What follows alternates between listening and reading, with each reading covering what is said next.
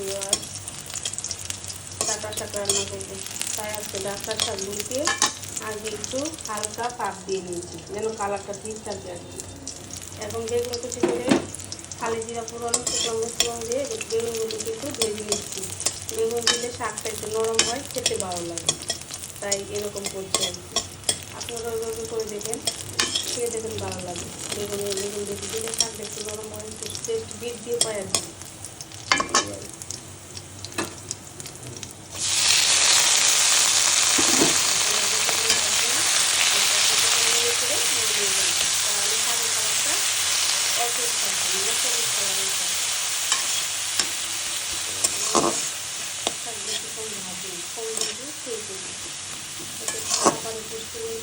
বজায় থাকে।